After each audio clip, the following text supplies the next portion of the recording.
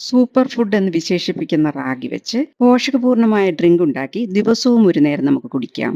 പണ്ടൊക്കെ നമ്മൾ ദിവസവും കഞ്ഞിവെള്ളം കുടിക്കുമായിരുന്നു. അതുപോലെ നമുക്കൊരു നേരം കുടിക്കാം. നമസ്കാരം, എല്ലാവർക്കും ഷൈനി വിഷനിലേക്ക് സ്വാഗതം. ഇതുണ്ടാക്കാനായി ഒരു കപ്പ് റാഗിയാണ് എടുക്കുന്നത്. റാഗിയിൽ നല്ലോണം കഴുക്കുണ്ടാവും. അതുകൊണ്ട് നന്നായിട്ടൊന്ന് കഴുകിയെടുക്കാം. 5-6 പ്രാവശ്യം കഴുകിയെടുക്കാം. ഇത് കണ്ടില്ലേ, ഇതിൽ നല്ലോണം കഴുക്കുണ്ട്.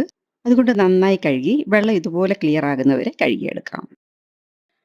കഴുകിയെടുത്ത റാഗി ഒന്ന് അരിച്ചെടുക്കാം. അതിനായി ഒരു സ്റ്റീലിന്റെ ചരുവത്തിലോട്ട് മാറ്റിയിട്ടാണ് അരിക്കുന്നത്. ചിലപ്പോൾ ഇത് കല്ലുണ്ടാകും, മണൽത്തരി പോലുള്ളതായിരിക്കും, പറയാൻ പറ്റില്ല.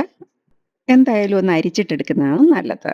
സ്റ്റീലിന്റെയോ അല്ലെ അലുമിനിയം ചരുവത്തിലോ ഒക്കെ അരിച്ചു കഴിഞ്ഞാൽ കല്ലുണ്ടെങ്കിൽ അതിന്റെ അടിയിൽ അടിഞ്ഞു കിടന്നോളൂ. ഇതുപോലെ അരിച്ചിട്ട് ലാസ്റ്റ് വരുന്നങ്ങ് കളയാം. ഇത് കല്ലൊന്നുമില്ല, എന്നാലും നമ്മളൊന്ന് അരിച്ചെടുക്കുന്നത് നല്ലതാ. ഇനി ഇതിന്റെ വെള്ളം വാലാനായിട്ട് അരിപ്പയിലോട്ട് മാറ്റാം. പിന്നീട് ഇത് ടവൽ വിരിച്ച് ഫാനിന്റെ കീഴിലോ വെയിലത്ത് ഇതുപോലെ വെച്ച് ഉണക്കിയോ എടുക്കാം. ഇപ്പൊ റാഗി നന്നായിട്ട് ഉണങ്ങിയിട്ടുണ്ട്. ഇനി ഇത് ചെറുതായിട്ടൊന്ന് മൂപ്പിച്ചെടുക്കാം. ഇതിന്റെ ഒപ്പം പിസ്ത, ബദാം, കാഷ്യൂനട്ട്, വാൾനട്ട് ഇതെല്ലാം 5 വീതം എടുത്തിട്ടുണ്ട്. ഇതുകൂടി ഇതിൽ ചേർക്കാം. എന്നിട്ട് ഇതെല്ലാം കൂടെ നന്നായിട്ടൊന്ന് ചൂടാക്കിയിട്ട് പൊടിച്ചെടുക്കാം. ഇങ്ങനെ കുറച്ചധികം ഉണ്ടാക്കി നമ്മൾ സ്റ്റോർ ചെയ്താൽ കുറേ ദിവസത്തേന് നമുക്ക് ഉപയോഗിക്കാം. റാഗിയിൽ കാൽസ്യം ധാരാളം അടങ്ങിയിരിക്കുന്നതിനാൽ എല്ലുകൾക്ക് ശക്തി നൽകുന്നു. റാഗി പ്രമേഹം കുറയ്ക്കാൻ സഹായിക്കുന്നു. കരളിലെ അധിക കൊഴുപ്പിനെ നീക്കം ചെയ്ത് കൊളസ്ട്രോൾ നിയന്ത്രിക്കാൻ സഹായിക്കുന്നു. ഇതിൽ ഇരുമ്പ് ധാരാളമായി അടങ്ങിയിരിക്കുന്നതിനാൽ വിളർച്ചയെ തടയുന്നു. ദഹനത്തിനും മുലപ്പാൽ വർദ്ധിപ്പിക്കാനും സ്ട്രെസ് കുറയ്ക്കാനും യുവത്വം നിലനിർത്താനും ഒക്കെ റാഗിയുടെ ഉപയോഗം വളരെ നല്ലതാണ്.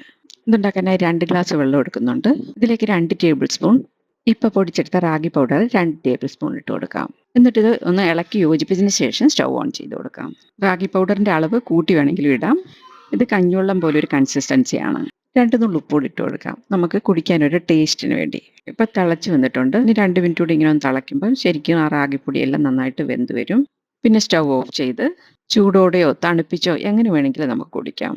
പണ്ട് നമ്മൾ കഞ്ഞിവെള്ളമൊക്കെ കുടിക്കുന്നത് പോലെ 10-11 മണിയാകുമ്പോൾ ഇതിൽ 1-2 ഗ്ലാസ് ഒക്കെ കുടിക്കാം. നല്ല രുചിയും ഹെൽത്തിയുമാണ്. നിങ്ങൾക്ക് എൻ്റെ വീഡിയോ ഇഷ്ടമായാൽ ലൈക്കും ഷെയറും സബ്സ്ക്രൈബും ചെയ്യാൻ മറക്കരുതേ. താങ്ക്